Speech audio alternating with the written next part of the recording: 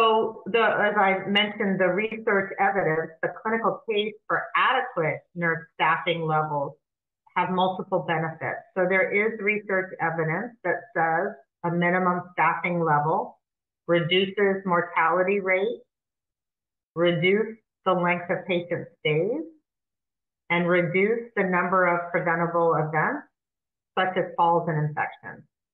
So there is research evidence that connects or demonstrates a direct link between the number of nurses that are taking care of a patient and patient outcomes. What a staffing level does not account for, because it just says this number of patients for this number of nurses, what it doesn't account for is how well educated those nurses are, how much experience those nurses have, and if there are additional support staff that can help the nurses. So that's the debate. Minimum number of nurses, but those are complex decisions with a lot of different variables that can impact the number of nurses needed per patient. So I highly encourage you, if you're interested in this area, to look at the published literature. Dr. Linda Aiken has been publishing in this area for quite an extensive period of time, and she is very vocal in the need for minimum staffing ratios.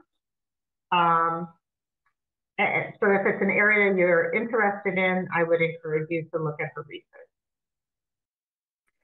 So as I said, the staff levels, or the ratio between a nurse and a number of patients, should depend on patient complexity, acuity, or stability. So how sick are the patients that the nurses are taking care of? How many admissions, discharges, and transfers they might have in one shift? Their skill level and expertise.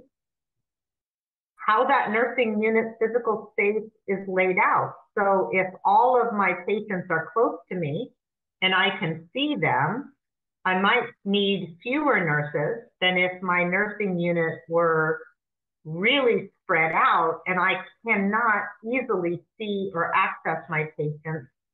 That could be a factor in how many nurses are needed. And then again, the availability of technical support and other resources. So do I have monitoring in each of the patient's rooms where somebody could be monitoring their EKG rhythm, so I don't have to be watching them all the time?